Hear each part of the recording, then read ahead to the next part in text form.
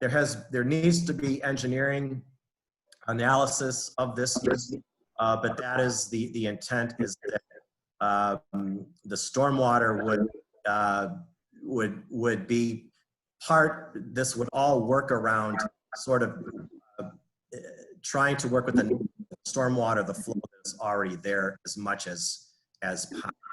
Excuse me, just a minute. Can you hear me, Brian? Yeah. So Dale, I'm going to mute everyone because we're getting some interference with Brian's delivery. So everyone but Brian, I'm going to mute, including me right now. Okay.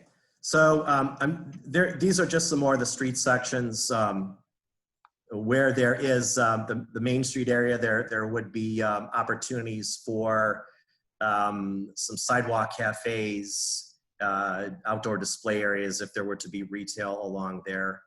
Again, most streets having parallel parking along them, interrupted by crosswalks and breaks, so that the parking is never too continuous, so that there is a chance to get across the street where any pedestrians might want to go.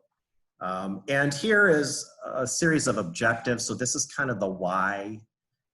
This is the way it is. So the first one being to preserve and integrate the existing features, such as the wetlands and stream buffers. And so here you see outlined in blue where those do exist. So the road bends around them. By bending the road around them, it kind of breaks up the long stretch of the road. These features that we have that exist already could be augmented. Perhaps, again, this is worthy of more environmental study, but the idea is that we embrace these features and we have the road run right by them so that they become part of the public space and greenway system here. There's an intent here to create as many connections to the existing neighborhoods as possible. So all of these red circles that you see are places where these internal streets are linking in and connecting with the existing street network. So we have this idea of an interconnected grid, the idea of as much as possible without giving up too much flexibility for developers to have smaller blocks, always working towards the reducing scale as much as we can. This is probably, I think, the most important thing in this, and this is the connected network of public places and open spaces. I think there's a chance here to come up with something that the town could point to and say, this is, we know our future is green, it's about health. We have a greenway running through this area. It is a development that's by our bus rapid transit. So the idea is one could build something here that takes advantage of the proximity to that allows folks to walk to these commercial areas that are now rather suburban in their orientation. And that this open space system, as is noted by these arrows that you see here, the idea is that this greenway could be linked into these various neighborhoods at their desire. And the greenway, I think, is what's noteworthy about it.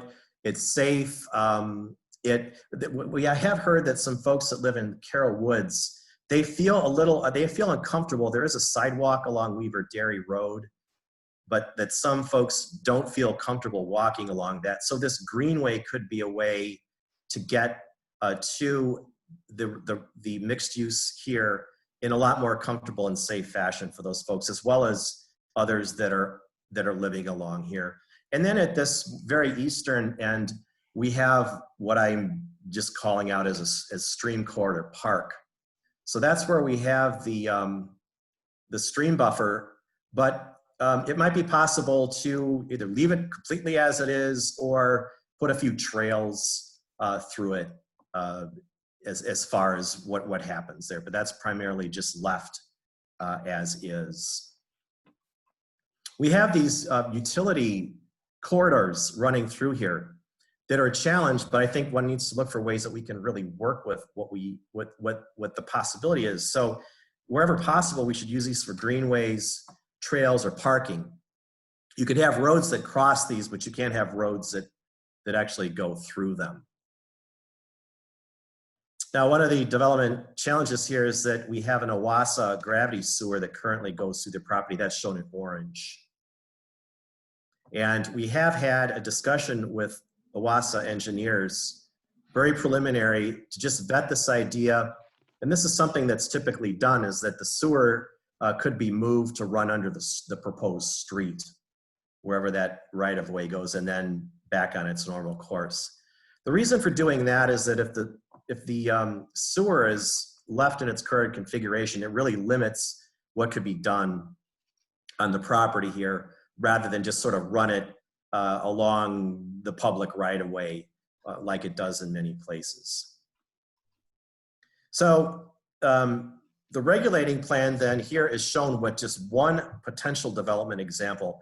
There's thousands of different variations, if not more, than what could happen here. So this is just one way you could take that regulating plan and put a set of buildings here. And what this is looking at what Noel came up with and just seeing, does it fit? And so this is what that would look like. And I'm not going to spend a whole lot of time going through the details of this, because the important thing is really the regulating plan, the public places. But what you see here is a mix of different building types, of multifamily, but a lot of townhouse, or the Noel report outlined the possibility, and the council is, I think, very interested in this idea of the missing middle. Some of you might be familiar with that as kind of housing types that are a bit forgotten in the development vocabulary and what's provided today by a lot of developers. And so at one end of the scale, we have single family homes, and at the other end, we have these large multifamily apartment buildings. What's lost is what a lot of us grew up in if you came from a town where there were townhouses, duplexes, manor houses, which they look like big houses, but there might be 3 or 4 apartments in them. Those kinds of things which give folks a ladder up on getting a house, moving from rental to getting the American dream. So there might be a possibility of doing that kind of housing here, and townhouses in particular. So that's what you see in the orange. And of course here we have an area where we have the town square with a little bit of office and retail. The development market study also said that there might be the possibility of a hotel, and that's shown here. That may or may not happen. That could be something else, as can everything in this plan. This might all be townhouses.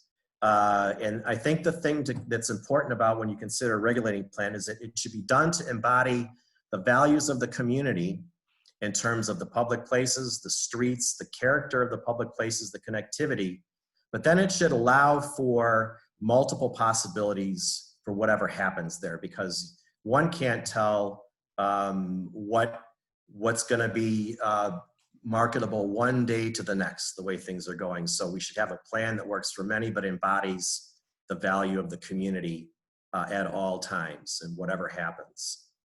So this is that market study, what they recommended. And these are, I'm not going to detail these. These are just looking at how that all shaked out with what they're proposing. So these would be 4-story building. These buildings would all be 4 stories or less, the way I looked at it. I used the parking ratios that are in our current LUMO regulation, the non-town center minimum parking, but that's something, again, that can be negotiated. And it's just an illustrated one concept here. This depiction of potential development needs to take into account the topography. There might be, the site has some slopes. There might be opportunities for doing some parking under buildings. I know that developers are always saying here they never want to do that, except when there is an exposed basement kind of condition. That is something that I'm not used to. Usually in other places I've worked, that's something that's doable, but this is reflecting what I have heard from the development community. So it's just one example here. The middle part is challenging, but it perhaps fit some units in here. And in this particular example, and again, this is just one idea. The developer ultimately would be the one that figures this all out. But you know, if you could take these townhouses and align them so that they are perpendicular to the street, you could create these courts. And it's possible with this arrangement, I believe, that you could preserve some of the existing trees. Again, this is all something that would be needed to be tested out, and but you could end up with these courtyards that then tie into the greenways. One possible of many ways that you could look at how to create a sense of neighborhood and extend the amount of green spaces. I think what we really want to find here is a family of green spaces, that we have this kind of connected community, and this idea of a lot of large to small places that you could kind of have chance encounters with neighbors and nature as well. And then we have this area of the site. You know, if a developer was going to do multifamily, you need a larger area for those buildings, and so that would seem to make sense here. Again, I think if you did have these buildings, and if you had this idea of buildings around courtyards that face this green, that is something logical to do here. And then we have this extension, this piece of our property that comes out to Weaver Dairy, which one can do these kind of townhouses. And for my discussions with folks here, affordable housing is intended to be a part of the mix. I know the council is very interested in this idea, and it's something to be explored. And as I labeled on this plan, this might be a location for it here, or it could be dispersed throughout. It should be dispersed. Yeah. Yep. It could either be in one place, or it could be something So that the. I'm wondering, Brian, if we could, can you hear me? Yep. I'm trying to unmute folks, and if we could just take some clarifying questions now, and then after that, we're going to hear a few words from Del Snow, because she was very much involved in another planning area. Absolutely. So let me call on Linda. Linda, be sure you're unmuted. Yeah. I have just two quick questions. First one is, does the town currently own all of this land? They do not. So this is private land. Okay. Yes. And the other thing is, just like with the Weaver's Grove project, why do you keep putting housing right up against Interstate 40?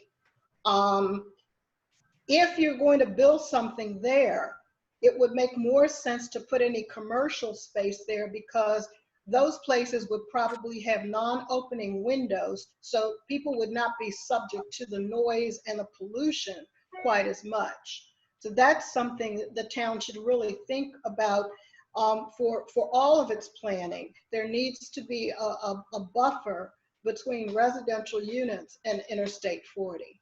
I think that's a very good point, and that is an option that we can look at as well.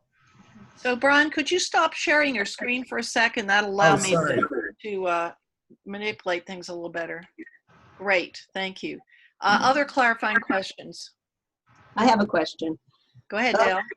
Well, specifically in the Northern Area Task Force, which was done in 2007, that area, it was a 435 acre analysis of the northern Chapel Hill area.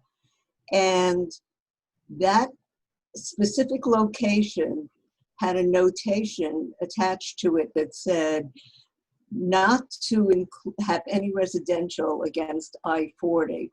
And certainly, I mean, I think that as part of a town value that would be embodied in a regulating plan, that's a matter of health.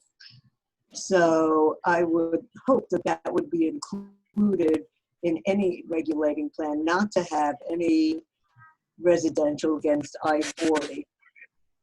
I would just quickly add to that, Del, that there is scientific evidence that in terms of noise, you really need to have, or in terms of particulate matter, you need a 300-meter setback.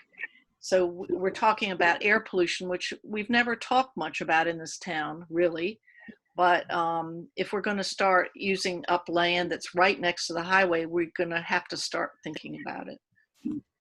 Absolutely. I have a engineer's report from 2007 when one of the prior times a project was suggested for this area.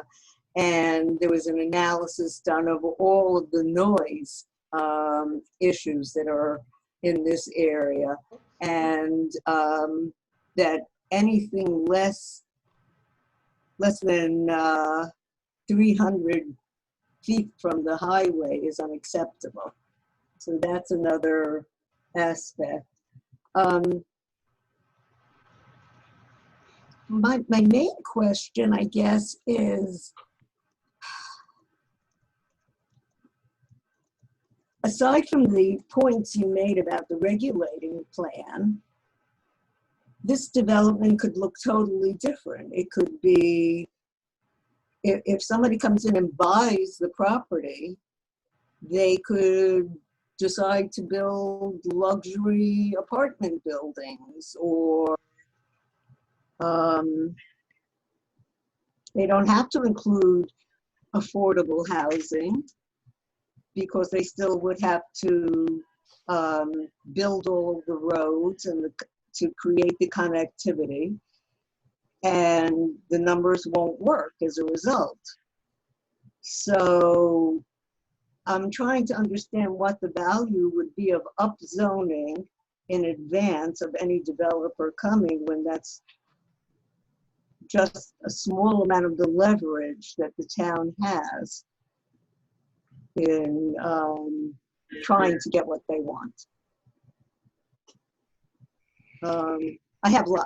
I could talk forever, but I want to pass it on to somebody All else. right, other questions that we'll take, Fred. Yeah, I still don't understand the genesis of this project.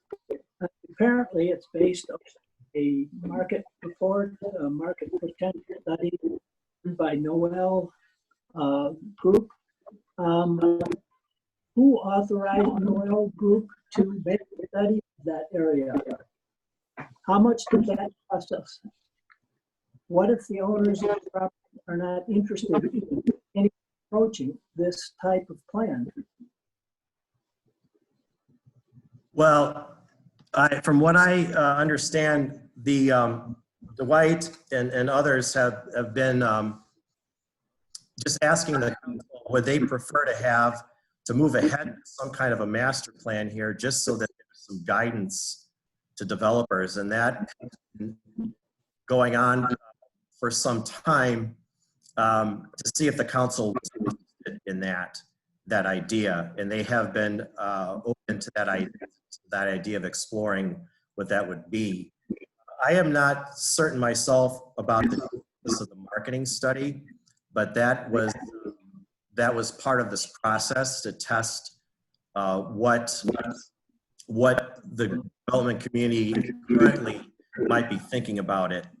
And so what we have here today, the regulating plan is kind of an outgrowth of the idea of starting to create a master plan for this area, a concept anyway.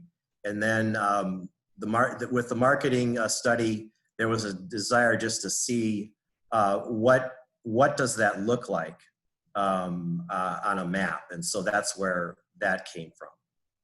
So if I'm reading between the lines, what you're telling me is Dwight paid for this study out of his own budget at his own inception. I don't know where the money came from. I don't know if any of the other folks from the manager's office know any more about the history of this. Mary Jane, do you know?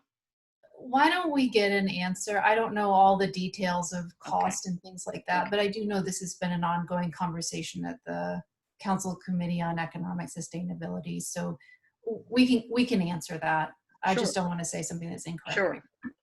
Ha- Other clarifying questions from folks that live in the northern part of Chapel Hill, particularly. John Quinterno lives up there. Go ahead, John. Sure. And so I just want to thank you, Brian, for sharing that information. I know I saw a version of this that was presented at the Economic Sustainability Commission earlier in the spring.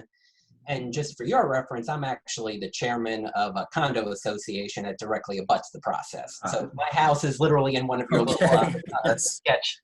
You are one of those boxes there. Yes. Glad to have you here. So naturally have an interest. I would say one concern I would have more conceptually is as a neighborhood association that directly abuts it, really, if I had not been active with CHAL to know this, I would never know all of this was going on. And so that does concern me when you see these designs and you haven't had neighbor participation. I know most of my board members are not aware of it, and we actually share property management with the neighborhood next door, and that board was not really aware of any of this until I happened to bring the insights to them. So I am concerned about that piece. The other thing is, while I think you did if your task was to see how do you maximize the use of the land and design a reasonable plan, I think there are some good things there, the greenway, those kinds of things. But all of this seems very divorced from complaints that I know our association has brought to the town before about things such as, already I think right now, Weaver Dairy Road is very taxed at certain times of the day. It's very hard to get in and out of certain neighborhoods. Dumping all these, and again, another 600 potentially in one of your scenarios, condos and townhouse on just a couple of essentially one-lane roads in each direction doesn't seem to really fit with that. We also have the issue, and you flagged it, it's not just older folks, pedestrian safety is a serious concern. I know I've personally gone back and forth with the police department a number of times over the years about improved pedestrian enforcement. Speeding is an issue, and those concerns have not really been addressed. It took us almost 2 years, and then getting Councilwoman Anderson involved just to have some crosswalk signs put up along Weaver Dairy Road, which are ignored anyway. Also, with the transit plan, if you look at the town's short-range training plan, yes, you could potentially walk to the bus rapid transit line, but parts of this proposal would be well over a mile from that. And it also seems like in the town's transit planning, that they're looking to pull back on connecting service on Weaver Dairy Road. I know the T-bus is scheduled to have its service reduced in the future to help support other service. So there's connectivity issues. Stormwater is definitely a big concern. Living right near the Peak Park, we've had a lot of issues of having to do stormwater projects in our neighborhood and having to deal with a lot of issues with the town about doing very simple repairs. Suddenly dropping all this impervious surface right above us is definitely a concern. Again, it took us almost a year to get the permits to replace an existing sewer line that failed because it was stuck into a resource conservation district. And so this does kind of confuse me. The widening of I-40, I think someone raised that. That's a big issue. So again, it seems like the site plan makes sense given the task, but it seems completely divorced from all of the other realities on the ground and that existing neighborhoods issues that they've been dealing with the town as well. So it seems to me that all of those issues would need to get addressed at least first before we even got into all of this. So I guess as a planning exercise, it seems wonderful and there's some nice amenities, but it just seems to me very divorced from facts on the ground. And I do admit that I care because it literally would be my backyard. So I just wanted to flag that. And I don't know if other people wanted to chime in, but that's my biggest concern when I first saw you present this, again, back in whenever that was, April or March or whenever it was at the council committee meeting. So let's take one from Linda, and then let's go to Dell and hear a little bit about the task force that she worked on. Go ahead, Linda. I think you're muted. I'll unmute you. Okay. One of those other facts on the ground happens to be the residents of the trailer park. So we're facing another park apartment situation. And if there is any affordable housing built on that site, priority must be given to those people who are residents in the trailer park. I do not want to see people displaced again. That was a really distressing thing to see, and Chapel Hill needs to do better. Okay, Dell, so can you unmute yourself? Let's see. Okay. I unmuted myself. Good. Okay, I just want to make one point about the Noel study. That was comparing Chapel Hill to Durham, and I don't think they're comparable. So I will say that that's a problem. So the Northern Area Task Force came out with development scenarios, and it was admitted into the comprehensive plan. I realize it's not the same as a regulating plan, but it was accepted, and nothing turned out quite the way we projected it to. Caraway Village, I understand you live in Caraway Village, Brian? Yes. So that area didn't at all look like what it was supposed to look like. There was supposed to be a lot more retail, and at this point, as far as I know, only 8,800 square feet of retail has been built, and that's a perfect place for retail. And the reason only that amount was built was because Northwood Raven, who built it, said they couldn't attract anybody. So I'm questioning the retail component of this plan, which I think will not happen. The same thing happened right across the street at Evolve, which had a retail component, and the developer tried to modify his SUP and saying he can't rent out any retail. So that's one problem. The task, so Caraway, let's see, what else? We had Caraway Village, Evolve, Weaver Crossing, which is right on the corner of MLK and Weaver Dairy, was envisioned to be someplace with similar aspects to what you're proposing, someplace that was supposed to have a refuge area where people could sit and meet and have some green space along with residential. And instead we have an office building there, a UNC office building. 1165 Weaver Dairy Road, which is the site of the old Montessori school, was approved to have an office building with a parking deck, and they've given up trying to get funding and or tenants.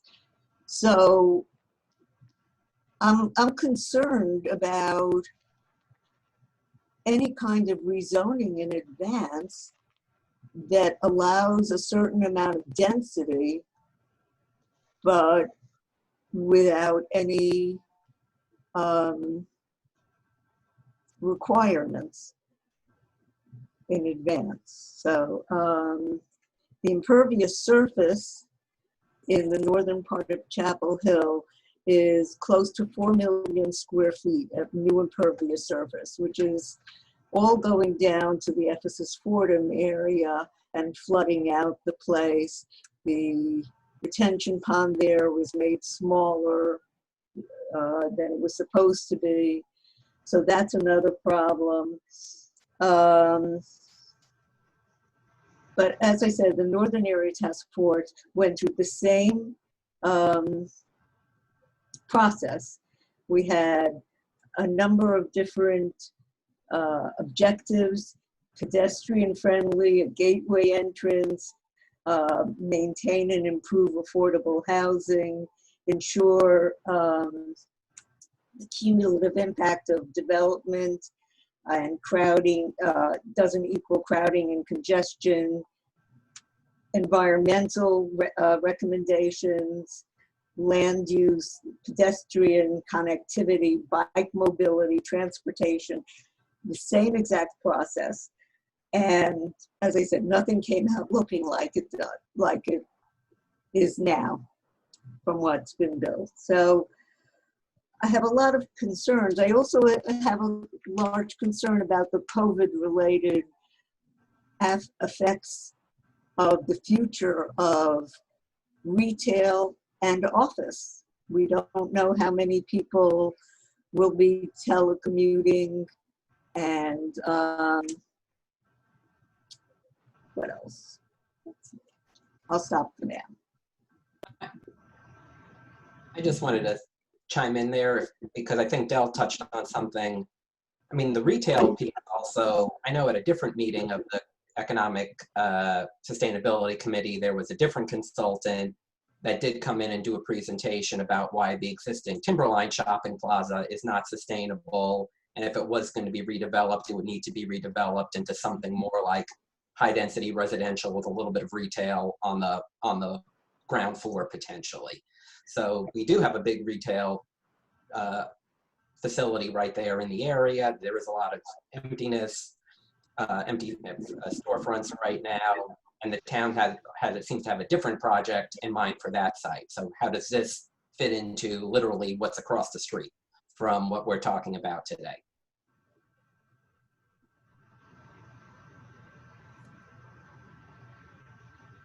Is that a comment or a question for Brian? That was just more of an observation about, again, Sure. if we're talking about the plan in isolation. Sure. Should we Good, be very thinking- good point. Yeah. If we're talking about we're going to have all this retail, but then right across the street there's an existing retail plaza, which another town consultant has said probably isn't sustainable as retail. Right. Are there other folks who live in? Include space for, and support for a little theater. I'm just going to say that. Say that again, Charles. I'm hoping that they will retain concern for support of a little theater across the street. So we want to point out that Charles is president of the Foundation to Save the Chelsea Theater, which is located in Timberline. Thank you, Charles. Got to get that plug in there. So are there other folks from Northern Chapel Hill who have a particular observation? I see Michael Murphy's hand up.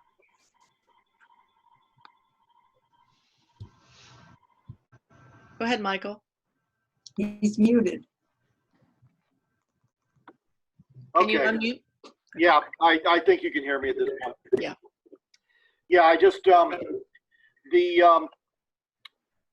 water flow here, I guess, is one observation that I could make. The wetlands are much larger than what are shown there, at least on the DOT map, much larger. And there is a couple of culverts that run underneath I-40. So to Dell's point, that they go down toward Ephesus, Fordham, and Easttown or Eastgate. Actually, half of them don't. The property splits, hydrologically, the property splits right in the middle, east to west. And the western half actually goes north and goes directly into New Hope Creek and has to flow underneath the freeway, and the southern or the eastern half flows south. There's a lot more water on this site than what is shown on the diagram, so that needs to be taken into account. The other thing is that the highway buffer is a type E buffer, which is a 100-foot buffer that goes beyond the edge of the property. It looks like the properties, at least in the diagram, were done within about 20, 30 feet of the property line, which would not be possible. From an acoustic standpoint, lining them up perpendicular to the highway basically just creates funnels for the noise coming down. You want to line them up parallel to the highway if you're going to do that. And that's the comment I think someone else made, maybe Dell made or Linda made, that commercial, in general, in these high noise areas, they reserve them for commercial development because the windows are sealed, and they generally run them parallel to the highway to create a noise break for the units that are there. Interesting to note, the Vilcom Center, from a commercial standpoint, the fourth building there, they're looking at building that into a self-storage. Along Martin Luther King, where the other mobile home park that's going to be taken out is, the plan is to put in a large self-storage facility. It seems to me that we're wasting opportunities and putting in self-storage in places where we could put in other things that wouldn't be affected by these environmental issues. And things like self-storage would be ideal in this particular area. So I don't think we're thinking this out well from a planning standpoint. There are a lot of things that could go in here. This is the reason this wasn't developed, is this is a remnant. You know, if you were making a garment, this is the part that you would cut off the edge and throw away, and then you'd come back to it and you'd say, maybe I can make a quilt out of it. So that's the reason that this exists there, is that none of the other developments wanted to use this. And so just those are the factors, that there's a lot more water on this. There's a lot more noise in this area than what people understand. And I guess that's basically it.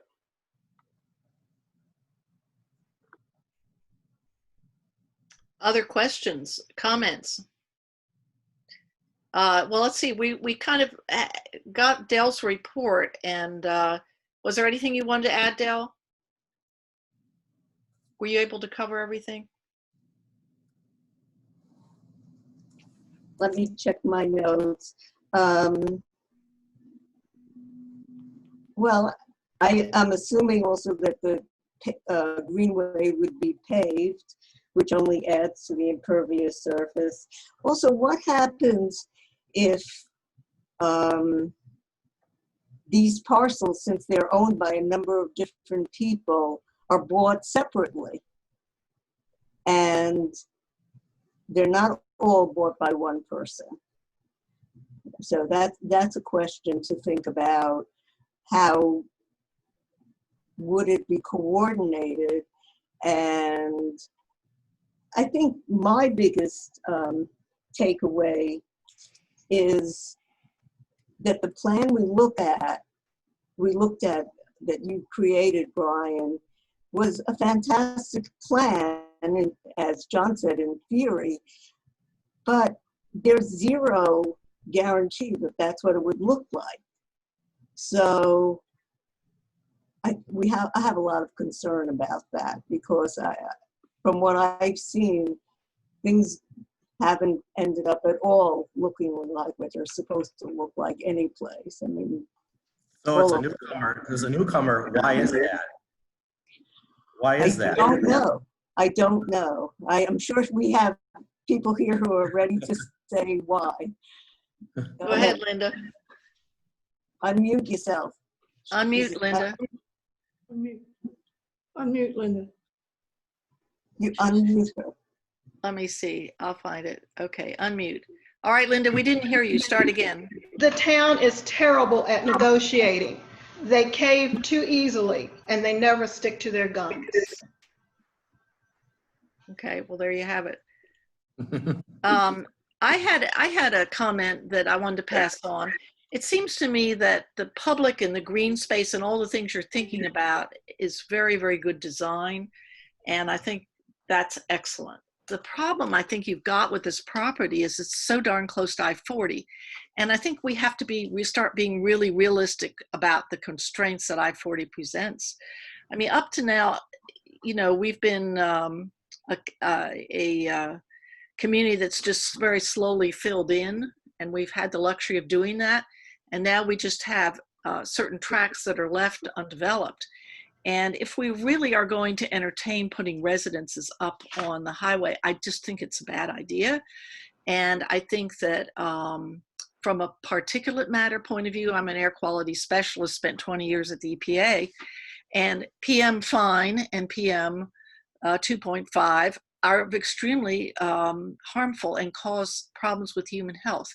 You can actually see maps of towns that are in Louisiana where the cancer cases are located along highways. So there's scientific evidence to support that living next to a highway is unhealthy. And so I think we set a very bad precedent in Chapel Hill if we go and we say we're going to put the missing middle, or we're going to put low income or whatever, any housing along highways. I just think that that's wrong. And then I think as we came up against on Weaver Grove, and I think the council actually showed that they heard the message. I don't know, it wasn't in time to do much about it, but 10 to 20 of those homes are within an area where children playing outside will have their hearing harmed. So, I mean, to me, as a town, we should be putting in place in our ordinances, our new ordinances, particulate matter standards. We should be putting in noise ordinance standards, because now we're just kind of left with those problematic pieces of land, and we need to protect people. It seems to me that's what the council's job is. So I want to put a very strong, I mean, it doesn't mean that the land can't be developed. Perfect place for storage sheds, you know? Other questions, comments? One quick comment, if I may. Joan Gilkey. There are a lot of new streets in your drawings, which look great, and I understand why you did it. But I wonder who would pay for them, and the moving sewer and whatever else needs to be moved to make it feasible. It looked to me like there's an awful lot of money there. And that has to be determined yet, whether the developers would be providing all of that, but that's a real important question.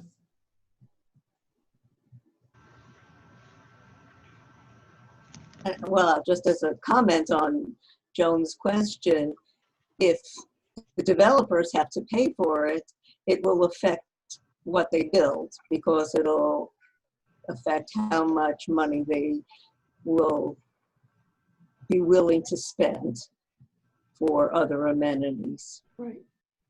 And I kept thinking about the town and our budget and the mess we're in right now, as everybody is. I know Chapel Hill would love to pay for things and have it the way they want it, but we can't afford it. So.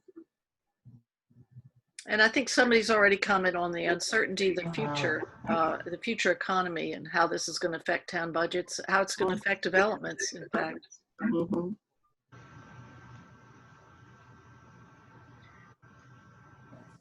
So is this the kind of comment that's helpful to you, Brian, I hope? Yes, you know, I'm very glad we're able to have this discussion, because, and you know, these are all extremely important issues and concerns. And I want to relay to you that the council listened to this. I'm sure some of you heard the presentation, and there wasn't a whole lot of time for them to react to it at that meeting, which was in early June. But I know that the council stated that they wanted, if they choose to go ahead with anything here, and I think that's something to keep in mind as well, that they're looking to have a robust public involvement process whenever we can all get back to some sense of having meetings and be able to get together so that this can all be vetted completely and appropriately. And who knows when that's going to be. And there are many other efforts in town that have the same constraint on them, or so there's a lot of things out there. But it is at the very beginning here. And this is exactly the right thing for all of us to be hearing at this time, because who knows where this is going to go from here. And I think that these are all things that will be reflected in the discussions and however this goes as we move ahead. So it's been tremendously useful to hear these diverse perspectives on things. Well, I so wish you had a piece of land where you could really go to town on these greens and public spaces and the like. It just turns out that this one has so many challenges. I'm concerned about the location of that, not the town square, that's a little further away, but the public green. I mean, all of those are just so close to the highway. It's a problem. Of course, I-40 will be widened, as you know. I think we've mentioned that. Other comments, questions? Joan. Well, I was just going to say, you know, we have a number of trailer parks in the area, and of course, they're all ripe for development. There's Rigsby right on Weaver Dairy Road, on Martin Luther King, and Airport Gardens, which is right next to the Timberline Shopping Center, and along with Lakeview. And all of these places are residences for people who do most of the work that keeps this town going, the janitors, the cleaners, and for them to just be ignored is hurtful just to our sense, to the alleged values of the town. The last time there was a development for this piece of property was by Hanover, and people just wanted to put the residents out on Millhouse Road where there was no shopping. A lot of the people do not have cars. They would be out of the school district. So it's something that has to be taken into serious consideration. Absolutely. And Lauren Clark and her provided me with the survey that was done of those notes. I think it's from about a year ago, which was very interesting. And Lauren also is going to be working with her group to come up with program and strategy for engaging the folks that live in the Lakeview manufactured home park. They're going to be working on that sometime this summer and fall as to how to bring those people into the process. So that is definitely a very key point is those folks and where they go and what they want. So following on that point, Del and Brian, it does seem to me that the town has some leverage. I mean, we're worried about this master plan here and different property owners and anything happening. And we've certainly seen with Ephesus Fordham that if you don't have one property owner, it's very difficult to have shared parking or anything. But it does seem to me that with one owner with a mobile home park, if the town had a strategy that would apply to that some hoops that the owner would need to jump through, or the new buyer coming would need to satisfy, that would satisfy town objectives and protect the housing for this group of folks, that would be great. So I know that you all have been talking about that. I know Lauren's been thinking about it, but it seems to me we do have leverage there. I mean, if somebody wants to come and redevelop a trailer park, you know, there's leverage because they want a rezoning, basically. And it seems to me that the person that we need to make sure is clued in, who's starting this, is Dwight, because it's in his best interest to try to develop everything he can everywhere. But he needs to know what the priorities of council are, and council needs to make it clear, you know, where you spend your time and energy. So are there other town staff members that would like to jump in here? Mary Jane or anyone else who's joined us? How about you, Alyssa? How does all this fit into the land use plan? I think you're muted. Sorry about that. Can you hear me? Yeah. Okay, wonderful. So as you know, the land use plan as it's currently drafted is not nearly as prescriptive as it was back in the fall. So we're looking at, for this particular area, mixed use developments. We also have, if you'll know, take an opportunity to look at the plan, and I'll put a shameless plug in there for chartingourfuture.info. Go out there and look at our our proposed plan at this point. We do talk about sensitive mitigation areas, which are for the trailer parks that are there, recognizing that they are a key concern of the community. But to specifically answer your question, what's being proposed is in conformance with that very high level plan. And then as we move forward toward the LUMA rewrite, certainly we'll come down a level and start thinking about other things such as zoning. I have a question.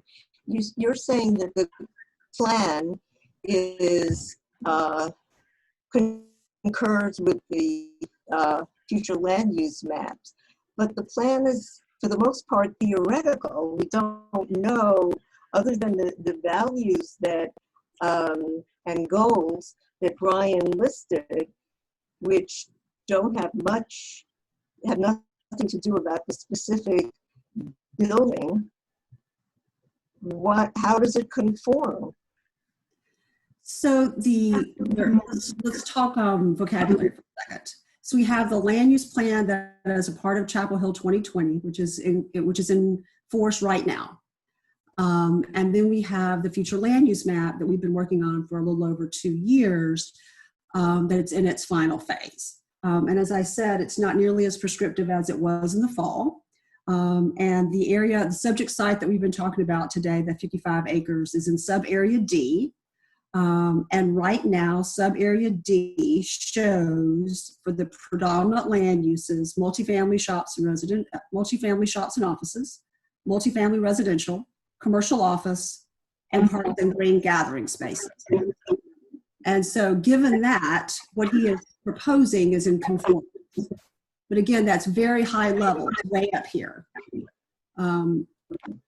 Is there some feedback? I'm not sure you can hear me. I hear you. Okay. Can you hear me? Okay. I hear you. So because the plan is very high level, we're going to get down to a parcel level and just list predominant land uses. What's being proposed for North Chapel Hill is in conformance with those predominant land uses. But both plans are very high level.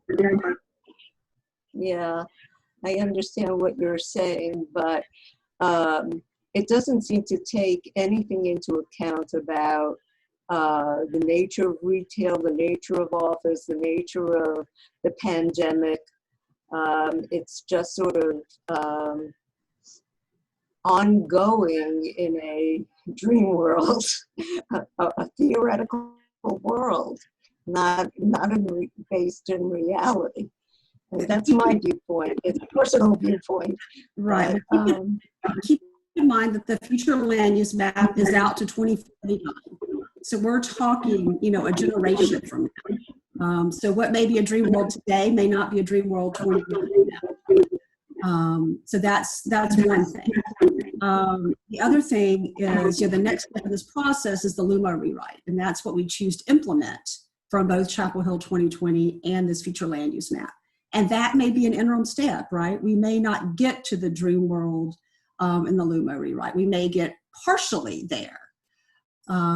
So again, keep in mind that this is really supposed to be a 29 years from now kind of plan. Okay, so other questions and comments? It would be amazing if we wrapped up early. Fred. Couple of points. Realistically, we're not going to get what we want there unless the town buys that land and actually prescribes what they want developed.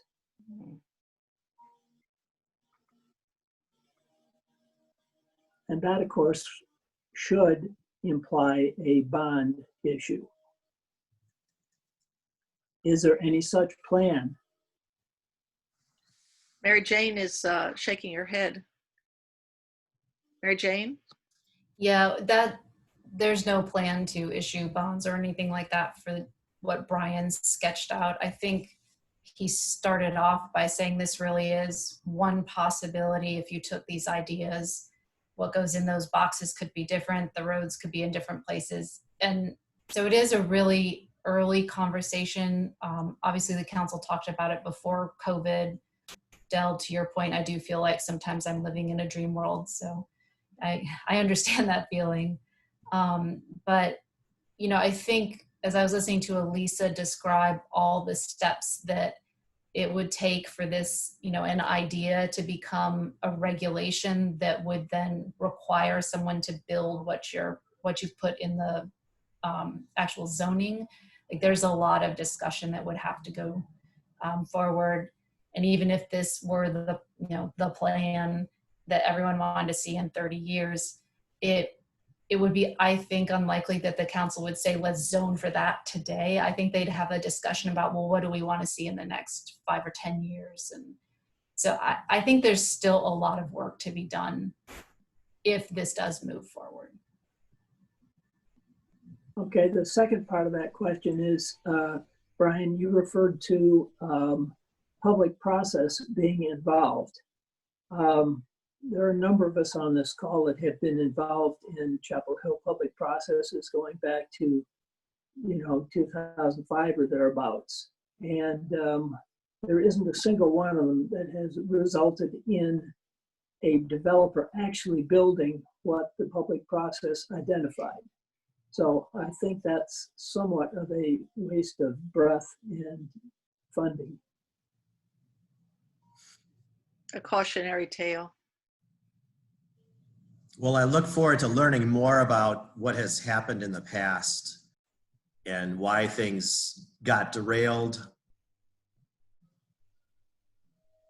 Well, it's certainly good to learn from the past. We all try to do that. What can we do? Yeah, what can we do? Brian, I feel so bad. You know, we just threw everything at you and you really don't have the same experience that we've had with a differing view of what went on with public input and how it didn't result in anything that the public wanted. And I don't want you to feel like you're sort of being victimized here because I know you're innocent.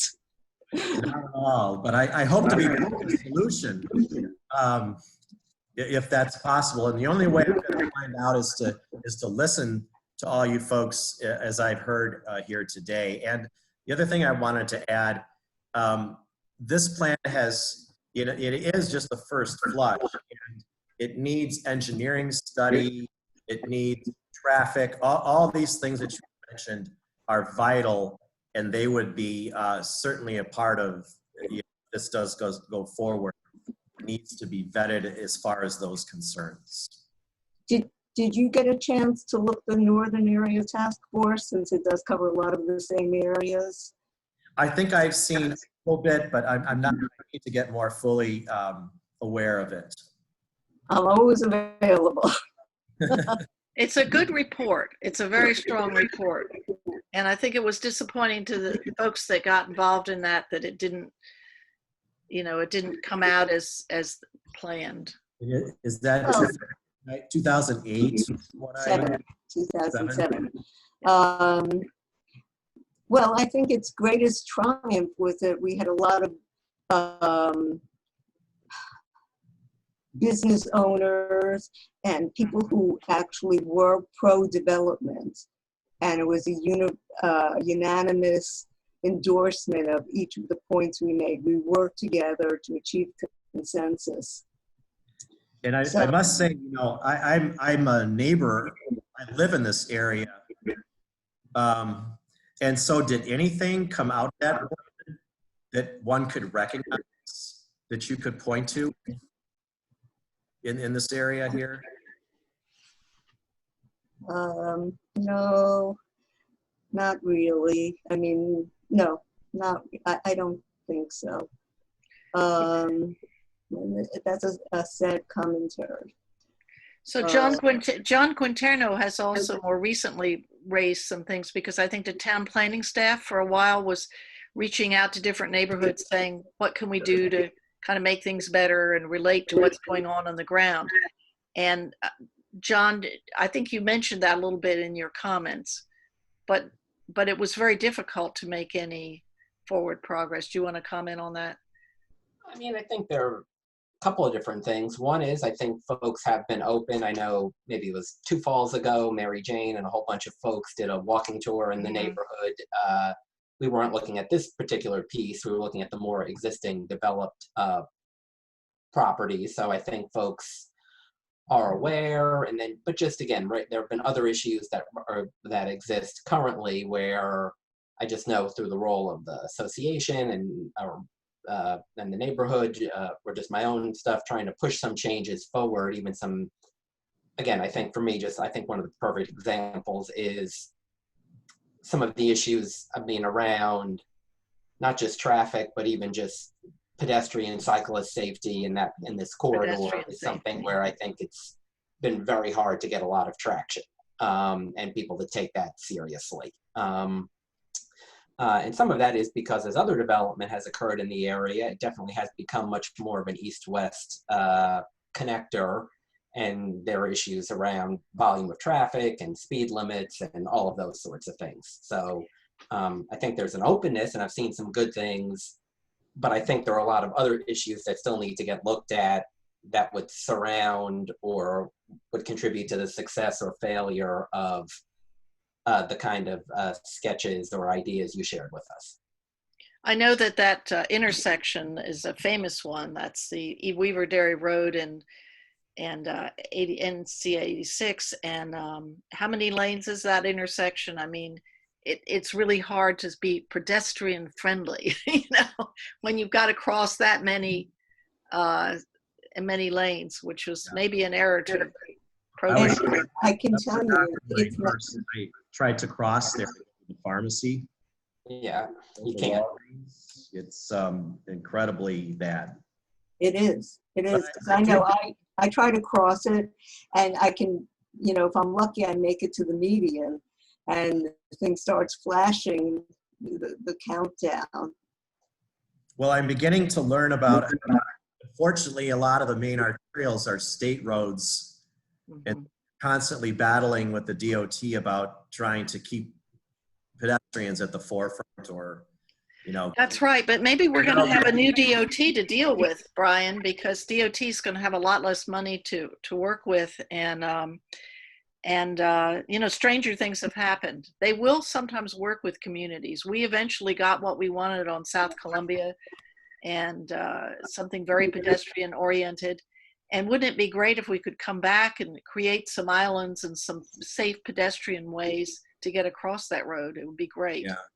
I'm always on the lookout for those kinds of things. Well, I can tell you that back in 2007, 8, there was a move by DOT. They wanted to widen Weaver Dairy to a 4-lane divided highway. I remember that. And right, and a group sprang up, and you know, we appealed to Mayor Foy at the time, and he supported us. And as a result, we ended up with the 3-lane, with the 3-lane profile, along with, you know, the bike lanes and complete street turning lanes. But I have one more point. I mean, we don't know what's going to happen with the BRT. That's right. You know, because with all of the money being cut from DOT, predicating this location as close to the BRT may not be applicable. Plus, do we have any? Maybe we can ask the town staff about that, because I'd like to know whether that BRT money is in jeopardy at all. Right now, we're still sitting pretty, but of course, anything could change. Okay. But right now, we're in good shape. And I you know, think that there's a disconnect between having a lot of parking and trying to promote transit. They don't go together. That's why, you know, I'm obviously a former New Yorker, and that's what worked. I mean, you couldn't park in New York except for exorbitant amounts of money. So people took the transit. But Well- here, you're providing transit and parking. People will opt for their cars. Well, Del, I lived in downtown Chicago. And when my wife and I moved to Chicago, we were able to sell a car. We moved here, we had to buy one. Exactly. I hear you on that. And I've gained pounds because I'm not walking my 6 or 7 blocks every day. A couple of weeks. Well, we really appreciate your willingness to listen to us. Brian, thank you. And Mary Jane, thanks for tuning in. And Sarah and Alyssa, I hope this was helpful for you in your jobs. It was really important to us to be able to ask you some more about your intentions and what you were thinking. And we'll write up just a little letter to you that kind of encompasses some of the themes we talked about.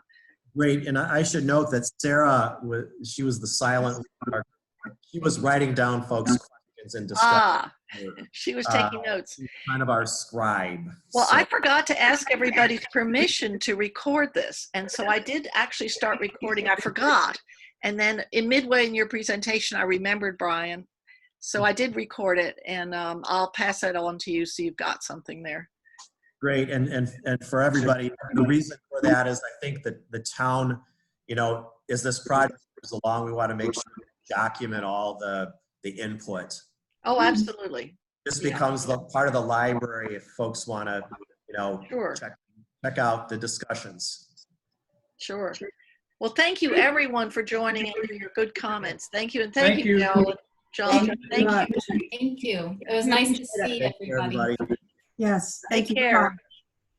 Bye-bye.